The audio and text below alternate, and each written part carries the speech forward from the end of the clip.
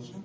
Анан мен кичине кезинде биздин үйдө Таштокондо только билим берүү гана сүйлөнгөн да. Только ошолор темасы сүйлөнгөн, билим берүү. Анан мен өзүм биринчи кесибим экономист, анан экинчи кесибим информатик, программист. Мен мектепте ушул эки чоң мектепте иштедим. Бирөөсү ушул Сепат лицейинде, Бош Сема лицейи, анан бирөөсү мамлекеттик лицей мектепте. Айылдагы өзүм окуган мектеп. Мен азыр мугалим эмесмин. Бирок мен мугалимдикте ушу 4 жыл иштедим. Менин мугалимдиктен кетишимдин бирден бир себеби мугалимдик кесип авторитет болгон үчүн. Мугалимдик кесиптин айлыгы аз болгон үчүн эмес, мындай мугалим деп адамдар сыйлап, уважать этпеген үчүн. Анан менин чоң бир максатым бар. Ал максат ушул Кыргызстанда эң көп айлык акы төлөнгөн, эң авторитеттүү кесип мугалимдик кесип кылайын деген максатым бар. Жана ошого мен жашымды, өмүрүмдү, энергиямды, күчүмдү жумшайын деп максат кылдым. Анан ошонун иштерди көрсөтөм азыр. Эмне кылып атканымды, эмне үчүн бул иштер мен үчүн керек, эмне үчүн кылып атканымды сиздерге кыскача түшүндүрүп кетем. Бул биздин конкурс, бул экинчи конкурс. Бул эмне үчүн биз мугалимдерди конкурс кылып, анан аларды биз чет өлкөгө салууга жиберебиз. Жалпы 12 мугалимди биз Турцияга жибердик. Анан 30дан ашык 36 мугалимди кошуна республикага жибердик. Эмне үчүн? Бизге көбү айтат, силерни Кыргызстанды жакшы көрбөйсүңөр, патриот эмессиңер, неге Сыкөлгө барып эс алдырбайсыңар? Эмне үчүн өзүбүздүн эс алуучу жерлерге мугалимдерди жибербейсиңер деп айтышат.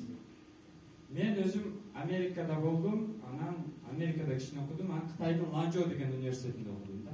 Мен келип мугалимдерге, досторума, менин курбумдагы адамдарга чет өлкөдө ушинтип жашайт экен, ушинтип иштейт экен, ушундай кылып өнүгөт экен деп айтсам, алар түшүнүшпөйт да. Ошон үчүн мен аларды ошол жака апарайын деп чечтим. Анан ага көп каражат керек эле, бирок биз аны жасай алдык. Бул болсо быйыл барыштык. Бул экинчи этап. Бул ушу Ташкентке барыштык. Жалпы 450 000 сомдук спонсор болдум мен. Анан кээ бир мугалимдерге бонусту төлөп бердик, кээ бир мугалимдерге биз жартылай төлөдүк да. Мен чоң бизнесмен эмесмин да, кичинекей жөнөкөй эле мугалим. Анан бул биздин мугалимдер чет өлкөгө баргандан кийин көбүрөөк Кыргызстанды жакшы көрүп калды, көбүрөөк иштеди. Эмне үчүн? Анталия барсаңыз жөн эле таштарды көрсөтүп, дарыяга түшүрүп эле акчаңызды ала берет. Анан алар көрүштү, уже мындай салыштырып көрдү. Кыргызстанда природасы жакшы экен. Биз анын туристтерди чакырып, акча иштей албайт экенбиз, монетизация кыла албайт экенбиз. Биз Кыргызстандын өнүкпөй атканы бизден экен деген түшүнүк келди мугалимдерге. Анан бул мугалимдер бир дагы чет өлкөгө чыкканбыз. Алар биздин конкурска катышып, анан паспорт алышты. Как раз ушу жерде азыр конкурстун координаторлору бар. Ал эмне үчүн биз муну жеңиш деп билебиз? Бул эмне үчүн? Себеби мугалимдер эми чоңураак масштабта ойлоно баштады. Дүйнөдө балдарды мынтип жетиштириш керек экен, дүйнө мынтип кетип атат экен деген ой келди. Алар айылдан чыкпай, кыргыз кичинекей деңгээлде ойлонсо, азыр уже башкача ойлоно баштады. Бул биздин эң чоң максатыбыз болчу, ушу жеттик. Бул мугалимдер дагы бардыгы жөнөкөй эң алыскы айылдарда еще бир дагы чет өлкөгө чыккан эмес. Загран паспорту именно биздин конкурстан кийин алышты. Бул болсо ошол Өзбекстан, эмне үчүн Өзбекстан? Все равно за граница, да, башка сфера, башка өлкө. Бизге кичине бюджетный, көбүрөөк адам алсак болот. Анан бул биздин конкурстун этаптары, шарттары кандай? Биз конкурста бизге билим берүү министрлиги бизге кичине атаандашабыз деп алар да конкурс кылды, бирок анча окшот албады. Биз билим берүү министри бизге конкурент болгусу келет. Биз саналик мугалим деп конкурс кылсак, алар саналик педагогика деп ачат. Бирок окшот албайт. Бизге пока баралар. Эмне үчүн? Биз документацияны жаман көрөбүз. Биз бир дагы мугалимден кагаз сурабайбыз. Биз алардын окуучуларына карап мугалимди баалайбыз. Сен окуучуң жакшы окуп атабы, значит мугалими жакшы. Анда ага көбүрөөк упай беребиз. Бул ушул этапта балдар мисалы STEM олимпиада боюнча окуучулар менен иштейт. Аны окуучулардын санына карайбыз, канча бала STEM олимпиадасына катышты. Көп окуучу катыштырып, STEM жөнүндө көрүп түшүндүрсө, демек көп укпай алат. Саналык технологияларын колдонуп сабак өтүү. Компьютерди үйрөнгүлө дебейбиз, үйрөнүп өткүлө дейбиз да. Пусть алар каяктан үйрөнсүн, аракет кылсын. Биз мындай чайнап бербейбиз. Өзүңөр чайнап жуткула, биз ошону текшеребиз. Ошого карап укпай беребиз. Алар өз алдынча үйрөнсүн, биз бардык мугалимге үйрөтө албайбыз, жетишпейбиз ошо. Анан китеп окутабыз. Ошо китептерден тест алабыз. Кандай китептер? Финляндиянын билим берүүсү, финдерде окуталы, бир өлкөнүн өнүгүү тарыхы, типа ошондой китептер. Толтура терминдер, синонимдер, бирдекелерди окутпайбыз. Биздин окуткан нерселер эмне үчүн аларга кызыктуу? Алар үйрөнгөн нерсесин эртеси күн практикалап кылат. Bir жылдан кийин керектелүүчү нерсени биз үйрөтпөйбүз. Алар bir жылдан кийин өзүңөр үйрөнөсүң.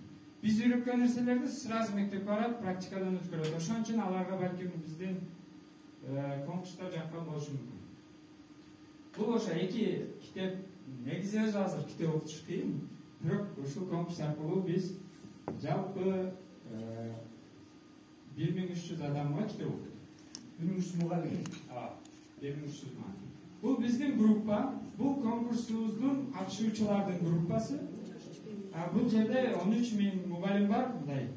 Өзүнө өзү өнүктүрөм деген мындай живой мугалимдер. Мындай жумуш айтсаң кылат, анан алар да өздөрү мындай жете эле турган мугалимдер эмес. Ушул жакта биз конкурстарыбызды жарыялайбыз. Анан бул жерде биздин YouTube канал. Бул жерде пандемия учурунда бардыгы прикол көрсө, булар мугалимдер бардыгы видео сабактарды көрүп, өздөрүн өнүктүрүштү. Ага вынужден болушту. Биз пандемияга чейин баштаганбыз. Кайсы бир мектепте компьютерди жакшы үйрөнгөн санайык мугалимдер болсо, ошолор бардыгы биздин мугалимдер деп айта алам. Мен коркпой, себеби биз аларды ага чейин окутканбыз. Аларды биз мажбур кылганбыз. Себеби алар бардыгы эс алгысы келет. Турцияда бардыгы Анталияда эс алгысы келет. Ошон үчүн эс алгысы ким эс алгысы келсе, биздин конкурска катышып китеп окуп балдарга сабак алыш керек. Ошо бизге түрткү болду. Бул жерде ошол бул биздин мугалим. Бул жерде азыр конференцияда катышып атат. Нургүл эжекей биздин саналык мугалим боюнча Ош шаарында алдыңкы 3кө кирген да, жеңүүчүлөрдүн бири. Ошол Ташкентке да бар. Бул Айда эжекей, Алда эжекей да бул жакта бар. Ал жерде Нарындагы эң алыскы районда болсо дагы ошол жеңүүчү болуп, бирок ошо документациясы, загранпаспорту жок барабар. Бирок биз алып барабыз. Жалал-Абад областында Назгүл эжекей, Ал эжекей да бар.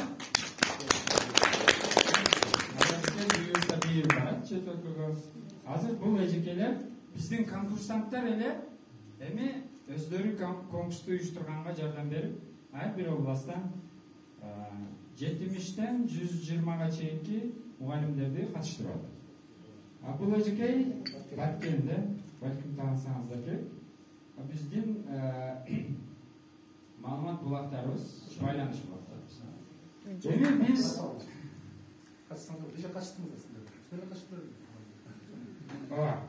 бул конкурстар мугалимдерди өзүн өзү өнүктүрүүгө чоң түрткү болду. Биз буларды улантабыз. Анан биз мугалимдерге дайым айтабыз, силер Кыргызстанды бир гана мугалимдер өнүктүрө алат. Эмне үчүн мугалимдер өнүктүрө алат десе, биз билим берүү менен экономиканы байланыштырмайынча өнүгүштүн өсө болбойт. Эмне үчүн? Мен жакында жогорку кеңешке кандидат болуп шайлоого катыштым. Сиздерге бир маалымат иретинде айтайын. Мага айтышты, менин атаандаштарым жөнөкөй эмес да, бардыгы замминистр, губернатор, экс-депутат, таможник ошондой. Бир эле мугалим мен. Анан шайлоочулар айтат, мугалимдин колунан эмне келет эле, кайерге чейин барат элең мугалим деп айтып, мени кайрадан көбүрөөк иштегенге түрткү болду. Мен аларга айттым, Кыргызстанда бир гана мугалимдер өнүп тура алат, башкасы өнүп тура албайт десем, алар кантип дейт? Мисалы, биз салып аткан жолдорду, биздин Кыргызстандын жолдоруну биздин балдар курган жок. Кытайдын бир компаниясы курган. Биздин кен байлыктарды биздин балдар иштеткен жок. Аны башка компаниялар иштетет. Эмне үчүн? Бизде ошондой инженерлер, архитекторлор жок болгону үчүн.